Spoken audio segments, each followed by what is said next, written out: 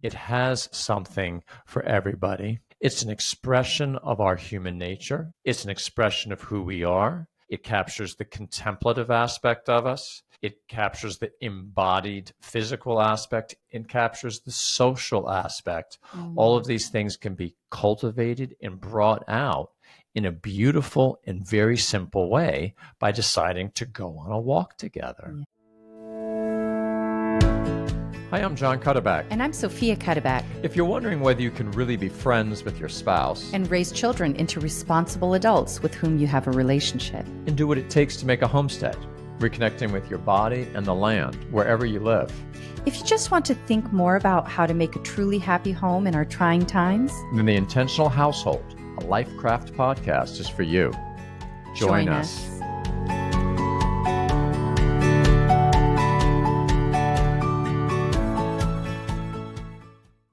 Welcome, everybody. Great to be with my wife, Sofia, as always. Today, walking for recreation, a path to renewing home life. We struggled a little bit on the title for this one because, first we were just thinking like walking as a family, but then no one would think we're actually talking about walking because we always talk about like walking, walk with me in life kind of thing. But no, this is walking like with feet. yeah, so it's actually as nerdy as they thought it might be. Either that or This is is a it podcast about avant-garde walking. and cutting edge? I mean, this is the thing. This is what cool people talk about, and they're really into, and they get all the gear for it. But in my mind, dear, no surprise to you, this is going to take us to the heart of things, right? This is the great thing about reality. Simple things can take us to the heart. In walking as a family, and I mean, again, walking with feet and legs, is the kind of activity that I think can be especially exemplary for what we're looking for in our home life. And so I really do think this is something that many people can discover or rediscover. It's part of our human inheritance that we're walkers. Humans are walkers. Walkers, upright walkers, by the way, of course, 2 feet, which allows you to take in the world. That's different from the way a dog, a cat, or a bear, an aardvark walks through the world. So Wow, that's an exciting thought. I mean, that walking, something that's so basic and available to everyone as walking, is actually something that's going to or can factor in a very important way in growing a intimate, loving, dynamic household. Well, It's really exciting. that's exactly going to be, I mean, what most interests me, and the main thing I'd like to assert here is in an age where it's so hard to find the kind of activities that we can do together, that people might be interested in doing, that have a certain richness, kind of that alternative to, well, is there something we can do other than just sit down and watch the television, for instance, or something we can do rather than just everyone going and doing their own thing. I think this is really going to be an exemplary instance of that. And something that can be both fun and thus a kind of recreation. We've talked other places about distinguishing between kind of entertainment, amusement, fun, and recreation can go there too, on the one hand, and then leisure on the other hand. But we've discussed before how kind of higher kinds of recreation can start to cross over into leisure. And I think we're going to find that right here, that walking can be very fun, enjoyable, but then also kind of turn into these really special moments, particularly because, of course, the conversations that will be had or the things that we see and that we see together, it could really turn into a moment of leisure. Wow, that's a very exciting thought. Just almost primarily because walking really, I mean, you joked that cool people like walking, there's all the gear for it and all that. But the reality is you actually don't need any gear to go for a walk as a family. And so it's really something that is available to literally everybody. It's an exciting thought that it doesn't require any kind of special gear or preparation or ability, because any walk that you do can be tailored to the abilities in your group. Right. Right. Exciting. Our children and grandchildren have shown us you don't even need shoes to go on a walk. But then again, that can be avant-garde, the kind of barefoot that maybe that might be better for you. But we're gonna let you all discern about what kind of shoes you want to wear, whether it's ready to go actually barefoot or wear barefoot shoes. Those are all reasonable questions, because that's another beautiful thing that walking connects to lots of different things in life. It's of course it's great for our health, right? Vascularly, muscles and stretching. But again, that while nodding and recognizing that is wonderfully part of this.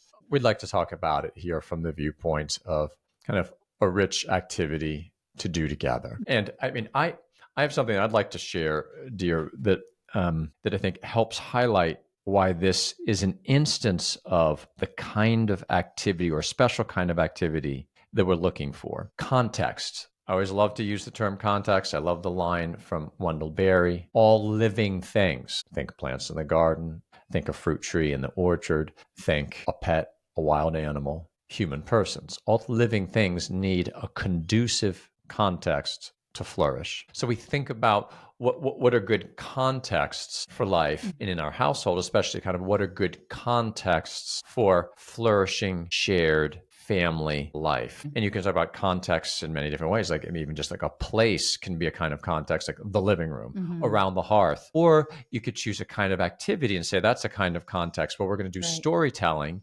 Storytelling is a kind of context for certain kind of things to happen. And so again, we want to be intentional, because we recognize, particularly in this day and age, if we're going to kind of have the kind of home life we want, when there's so many centripetal forces pulling us away from the center in our home, we're trying to implement those centripetal forces to kind of pull things back together. So we're going to need to be intentional about that. And I think, walking is one of those kinds of activities. There's other activities, but here's the principle. Look for activities that are a good context for shared life, that can be a centripetal force in your life, in your household, in your family, among your friends, to kind of pull you together in a rich, meaningful way. Wow, that's a really great principle for considering the activities we do. What is its centripetal force? I like that. I think that's a really great way to just kind of have a baseline that kind of is, or a rule that you kind of measure things against. So let's talk about how walking is one of those contexts. And if you don't mind, I'm going to start with another example. This comes of, I'll put it this way, just kind of tell a story, a universal story that I could put names to it. There's no reason to put names to it. When I think a student of mine has something he wants to talk about, but is feeling unsure about how to bring it up. It just feels a little awkward. Maybe it's an awkward topic, or maybe it's just he feels awkward in general talking about himself. And this is the case with a lot of us, particularly if we happen to come from a context or background where this is encouraged. I have what often acts as a silver bullet, in the good sense, on this, and that is I invite said student to come chop wood. And why? Chopping wood, I've just simply found from experience that it's an activity that is a great combination of, it has enough content and richness that it's just something to do, where you can invite someone to do it, and you don't have to have a further reason, because there's a reason to do this, right? You wouldn't, it would be much harder to say, well, you want to just come over and sit in a chair and look at me? For that matter, even you want to come over and talk. Whoa, what's going on here? But hey, want to come over and help me chop wood? Boom, love to. So a student comes over and we go and we start chopping wood. I mean, it's like magic. It truly is like magic, but it's not magic. It's just natural. You start doing it, you get into the rhythm, just going along, kind of, maybe silence for a little bit. And then, don't tell my students this, by the way. Oh, Dr. Cutterback, would you mind if I just mention something here while we're, working? And inside I smile, not on the outside. I just kind of keep swinging and put up the next round. And oh, sure, it's a great idea. What's on your mind? Well, I think that going for a walk, is very similar. And now, again, we're going to talk about how this you can do this as a twosome. You can do it as a whole family. You can do it as a larger group than that. But it's going to be on some kind of human scale, right? I mean, you don't really go for a hike with 85 people, unless it's a very kind of unique kind of pilgrimage hike or something. But I think it has precisely that aspect within the family. Or if we're a household that isn't family, let's just say we're people preparing for marriage, or whatever your household is. You go, well, let's go for a walk. Or invite over a few friends. Let's go for a walk. You can just enjoy it in itself. But as you're going along, it is going to be a good opportunity for richer things to simply start to come out, and richer things to happen. Yeah. What do you think? Yeah, the thing that strikes me as soon as you say that, we've talked a lot about how reading out loud together allows everyone to have a common experience, but at the same time, an individual experience of the text being read. Their own imagination supplies their own pictures, and yet everybody's experiencing it together. In a certain sense, walking sounds, when you said that, it just struck me, oh, walking is kind of like reading out loud, that it's something that everyone is experiencing together at the same time, but really also allows space for it to be an individual experience that then can be shared in common as well. And then I think that walking has a built-in thing that reading out loud doesn't really have unless we intentionally pursue it, which is it allows room for spontaneous conversation. Yes. Which is, there's something about just not having to say anything and just walking. You're just moving your legs, you're looking around, a thought occurs to you, you just say it. It's the springboard for a conversation about something that's kind of unexpected. And it's just fun to be together that way. Right. But I think that for this to really, shall I say, work the way we'd like it to, it's going to require a little bit of intentionality. And in this, as in many matters, I want to be aware of, alert to, that people might say, well, you can't hyper construct. If you over plan it, then how is this actually going to be, a genuine, recreation? Doesn't there have to be a certain spontaneity? And on this, again, instance of a great principle that's worth our reflecting on about many things we do in the household, especially today. And why do I, by the way, say especially today? Well, I'll put it this way. If we had more of a healthy background and patterning of what a certain kind of rich home life is like, if more of us had come from a background where, hey, it was what we're trying to create, then it would come more naturally. And let me put it this way: if more of us, there's several negative factors at work right now. One is, many of us, a lack of experience, but the other is those external factors that are kind of, again, pulling at our household. Is it the technology? Is it the constant need to be connected?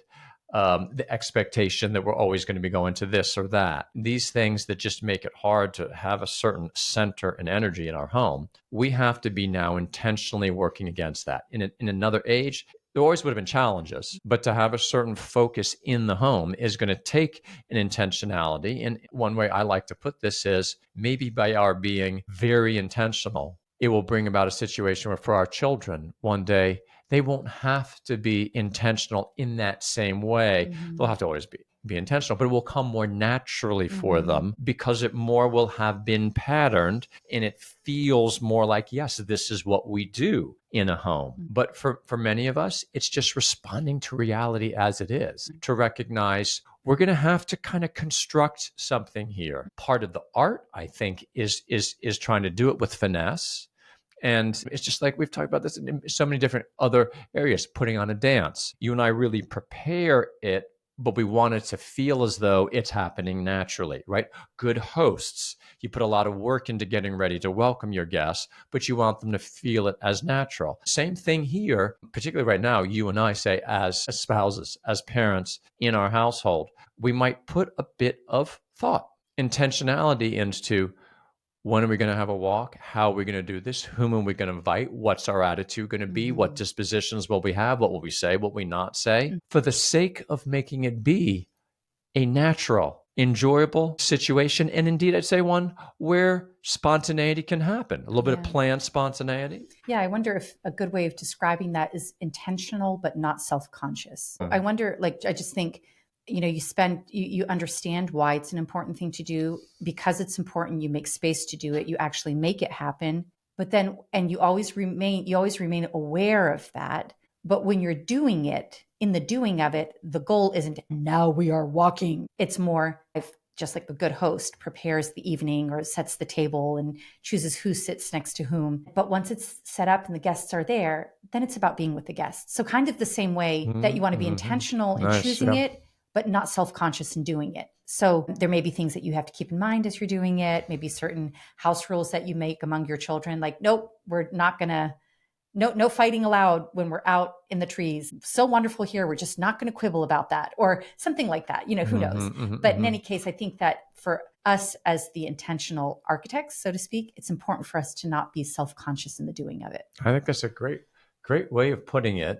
I struggle with that one, to be perfectly honest. And I mean, you have pointed that out to me, and we have to, in trying to be intentional, sometimes that makes it feel a bit overbearing, a bit non-natural, a bit too self-conscious. And there's a harmony in there. There's a getting that right. And as all things in life, the most important things always are a fruit of a kind of art. But art comes of intentionality. And I love the point that in, say, a fine art where you're working with your hands, by practice, it And discipline. becomes less forced. It becomes less conscious to get And more you to that expressive. point, more natural, Yeah. and more real. So this is the thing. This is where that we form certain habits. Then, I mean, if we succeed in this, then people are going to have a sense. Okay, yeah, we're going to go for a walk, and they'll have certain expectations. We'll have to, just like if we have a community where we're having certain kinds of dances, there gets to the point where people come with a certain expectation and they dress a certain way, and they're ready to have certain dispositions towards one another, so that again, this isn't to make walking, by any stretch, the be all and end all, but it's to recognize it as having this possible, very rich, beautiful, unique place that again is going to take our, even now getting a little more in the weeds. I think what you say or what you don't say, this is kind of fits on the forcing it or not, right? And which goes along. I'm going to invoke again the principle of splitting wood. Sometimes there's just, pardon me, speaking too much or speaking too soon. It's not a good idea, for instance, after 15 yards of walking. So what deep topic shall we talk about now? Right.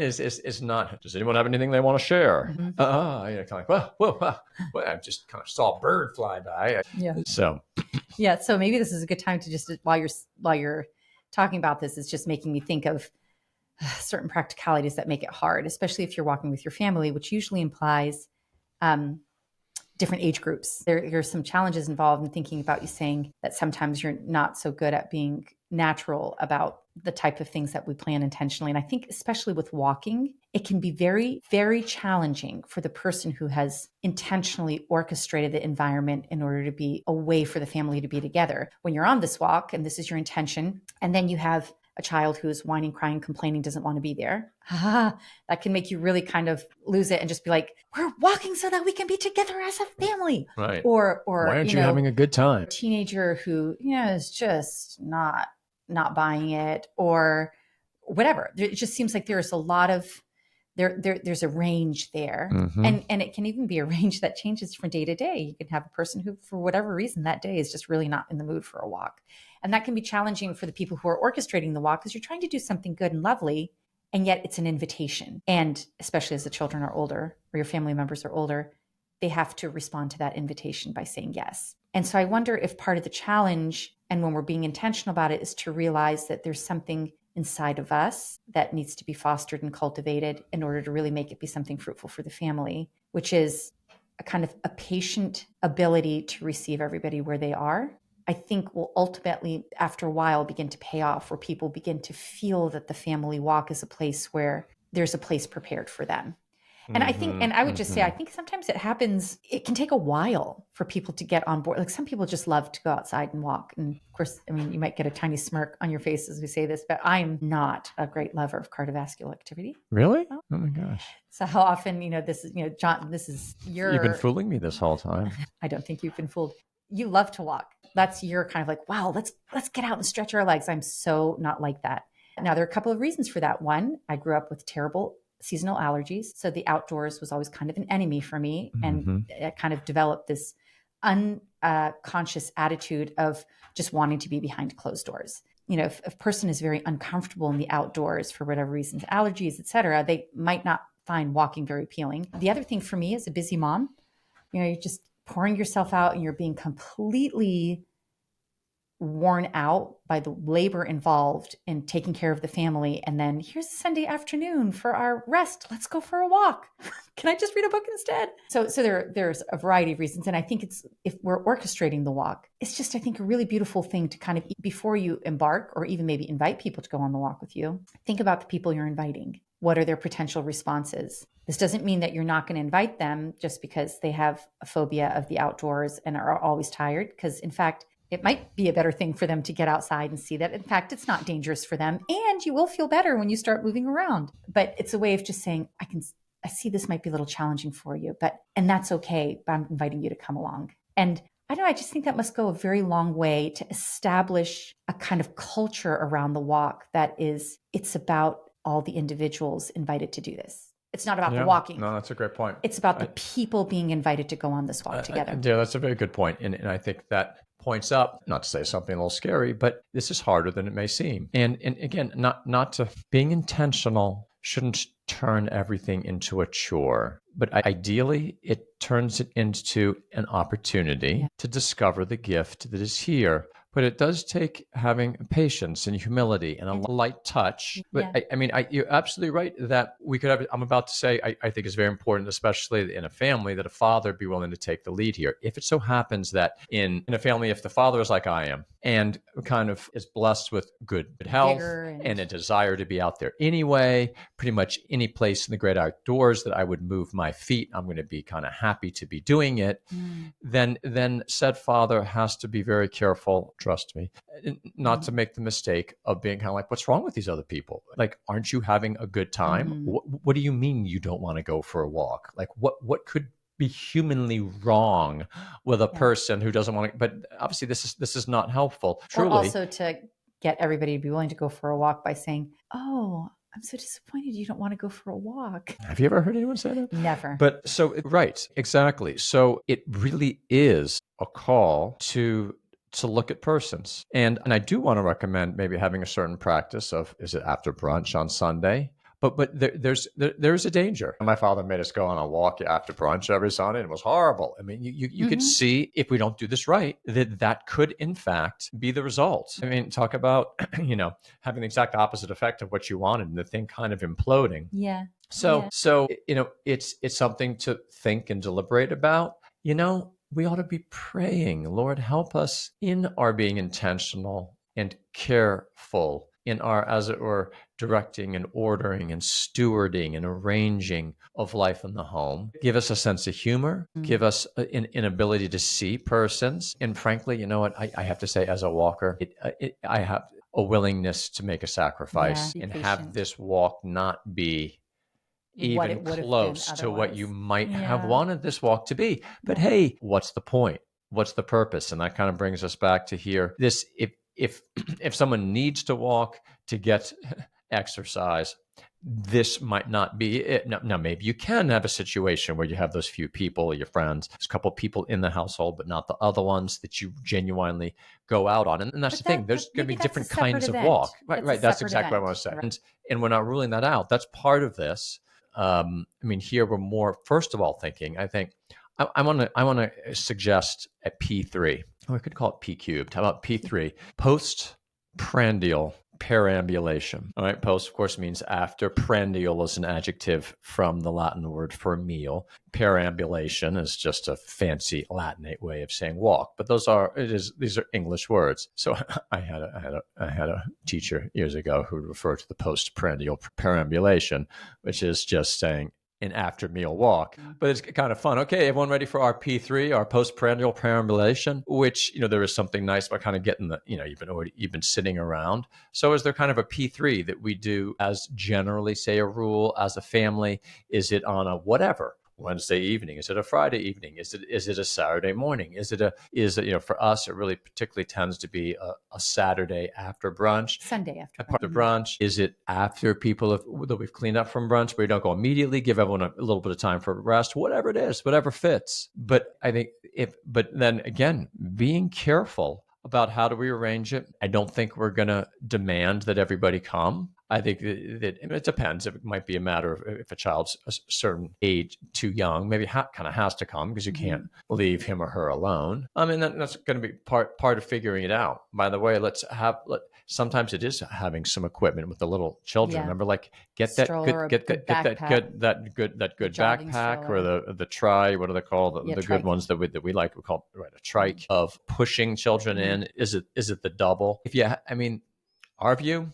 Or this is a stuff bike worth for your toddler. This is worth getting. Yeah. And having that stuff. And again, it will depend on your terrain. We're in the country. And so the push bike with the child, what do you call those? You're talking about put the child on and not pedaling. Yeah, they just push. It can on asphalt or concrete, it's much easier to do that so normally do that on our patio. But when we go for the walk on the gravel, it might not work to bring that, but we have to have that good trike with those good wheels so that then we're able to push. I'm going to have someone's baby or infant in a backpack maybe, but there's a fun aspect of kind of getting it all together and being willing, okay, how can we help, in our situation where it's now having children coming back with their own children, how can we really try to make this possible? Maybe we go on a walk without the parents and the parents take a nap. But if the kids are old enough. But it's all part of arranging something that, again, I think done with a certain finesse can really, really fun thing if we go into it with the right attitude. Okay, so let's just recalibrate for a second, because as you're talking, I'm thinking to myself, I'm picturing walking, fresh air, exercise, cardio. This is really great. I just want to circle back to, we're not talking about just group exercise activity that's like good for you because it's cardio and fresh air, but there is something particular about walking that, even if it's not an outstanding cardiovascular event, or let's say it's short because that's all your kids can handle, it has value unto itself. So it's not stripped of its value. It has a special value. And so it just, it's one thing to say, okay, let's take the kids down to the park and we'll let them swing on the swings. That's awesome. It's a great thing to do with your kids. That's different from going on a walk together. So I just wanted to refocus the conversation again on just, okay, let's think about what is it about walking in particular? Now, we did say it allows everybody to have a shared experience, but at the same time having an individual experience. Is there anything else about walking that you would point to that makes you feel like, what makes it different from just going to the park? The kids are on the swings, the parents are sitting, chatting, on a bench nearby. What is it that's special about walking? Like there is something different there. Well, how about, I think of a book I use in my Philosophy of Human Nature course by Leon Kass called The Hungry Soul, Eating in the Perfection of Human Nature. One of the things he really emphasizes in there is how the human animal is unique in our upright stature and how we're designed to move through the world in an upright way, especially with our eyes free to take in a whole panorama. And again, picture any other animal that walks, or for that matter, that flies. They don't take in the world in a panoramic way. The eagle that flies high, as it were, has binocular it's very pragmatic vision down to the ground to zoom in close. And animals, the very design of their bodies shows kind of what their life is about. And it's a very beautiful point. And Leon Kassman, frankly, was in St. Thomas Aquinas already, that having eyes in our head and our upright stature actually points to our rationality and our interest in taking in the world in a contemplative way. And I'd say there's a great, even going back to what are called the peripatetics, which is from a Greek word that had to do with walking. It refers to Aristotle's school, especially. They would walk and they would philosophize. And so there's this kind of connection with, as you're walking, it's a very good context for conversation, but kind of looking outward and upward together. You don't have to, unless you're in a narrow ravine or with sharp, bad terrain. You don't have to watch the ground. You can watch, you can just look at the world around you. You can look at the faces of the people that you're with. So I would say there's a uniquely contemplative element. We're kind of going and we're going to be taking in the world together. Wow. I absolutely love that. That is so amazing. Just because I was asking that question because I was picturing other outdoor physical activities you could do with your family that would be really fun. We have a former student of yours whose family loved to run, and they were barefoot runners. So they were running in barefoot shoes and everybody ran. And I can imagine that when they ran together, it was probably really fun for them. It was a way of being together and invigorating. And not to take anything away from the togetherness in that experience, but somehow it's a different kind of experience from walking together. And I thought, I wonder if that could possibly be because running does to some extent preclude conversation. Also, maybe you're moving you kind of do have to use your vision a little bit more practically to make sure you don't stumble. You're moving a little bit faster, so you're not taking in the countryside as you go past in the same way as walking. But I think the description that you gave of the upright man being a sign of his being designed for contemplation, for something more human, that's really compelling to me. That is kind of the characteristic that seems to underscore what is the magic that happens when walking. Because I'm not a lover of walking. I find that our family walks have a kind of magic to them. Even if I go reluctantly because I'm tired and I'd rather do something else, When we get back, I grudgingly can't help but admit, you were right, dear. I'm so glad we went for a walk. Something magic happens there, and it doesn't seem to be necessarily equated with great exercise, or because sometimes it's short. You have a crying toddler, or you have to carry. It wasn't even really that pleasant because it's getting really heavy in your arms, etc. And yet somehow it has this special quality to it. I wonder if that's what it is. Well, honestly, I think that is spot on. And let me, by the way, pause and say thank you, dear, for your willingness, and in that you're a great example. Um, you, for me, it's easier to do this walk for recreation as a family for ritual activity thing because I wanted to do it anyway. But as with a number of things in life, sometimes some of us are more inclined towards it than others.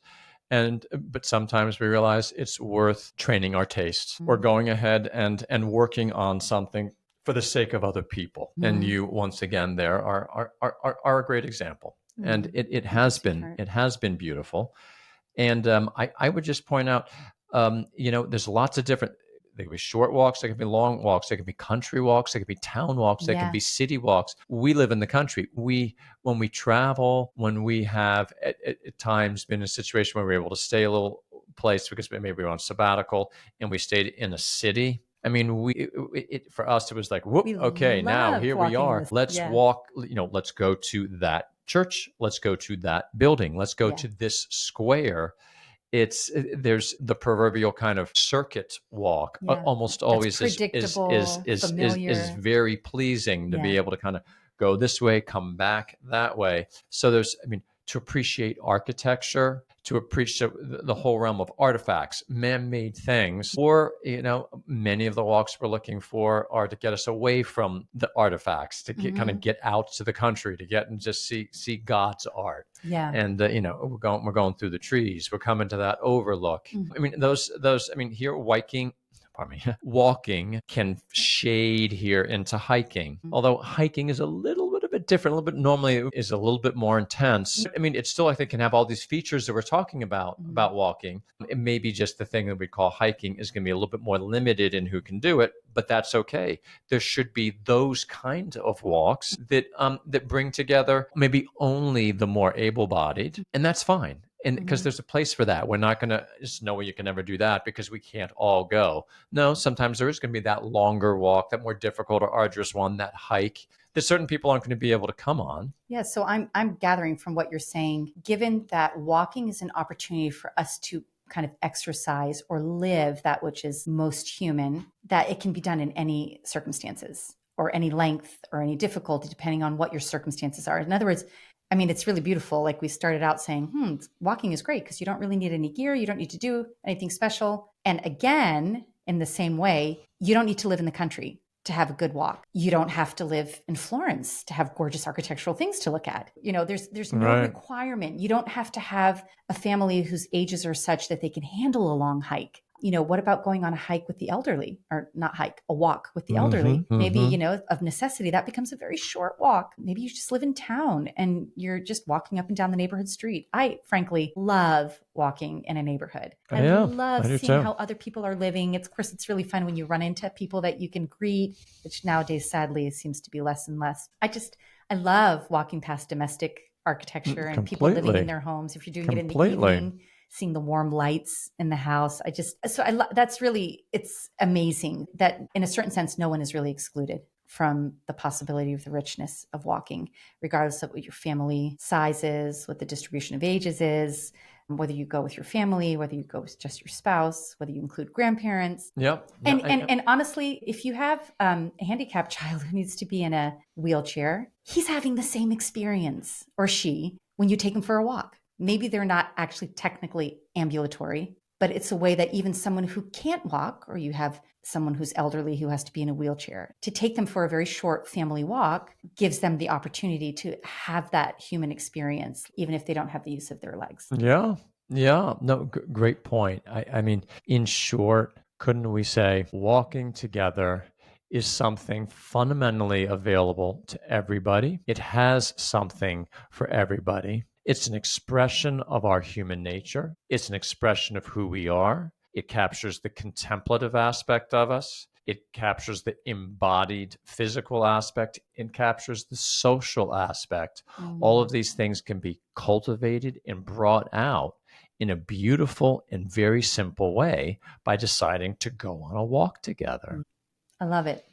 It's great. I think I'm going to experience our Sunday walk differently this week. Well, I think honestly, I think I will. I will too. If nothing else, it just makes you realize more. Just our talking about it makes us realize what an incredible gift it is. I'm so glad that I have a body. I'm so glad that I'm a rational animal. Erect. I mean, I'm sure. I'm sure it would be wonderful to be an angel. I almost said I'm so glad that I'm not an angel, and I don't mean in my behavior, but I mean, God chose not to make me an angel, and I'm certainly glad He didn't choose to make me an aardvark, so that we can move through the world with this body. And again, at times, and there'll come a point where maybe I have to be pushed, right, in a wheelchair or use a walker. I mean, what an amazing richness, and that we do change how we walk to bring in, include, and honor the very young and the very old. In that way, walking encapsulates human life. It's like a beautiful image, even an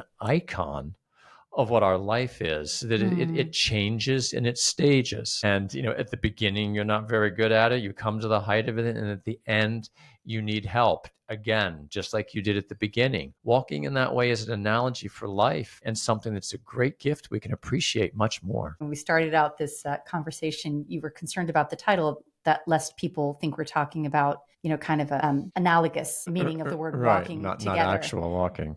But of course, now coming full circle, we've come to the end. We realize why it's such a powerful analogy. Yeah, good point. The power of the analogy or the simile or the metaphor is in the richness of the original. Yeah. There is absolutely something about walking.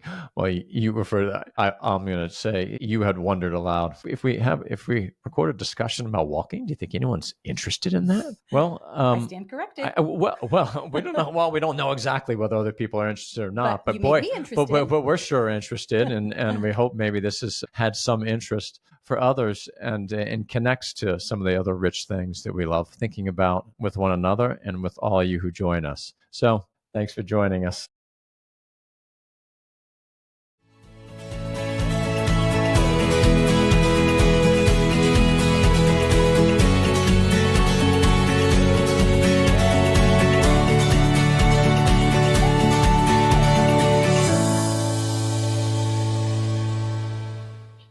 Thanks for tuning in this episode of The Intentional Household.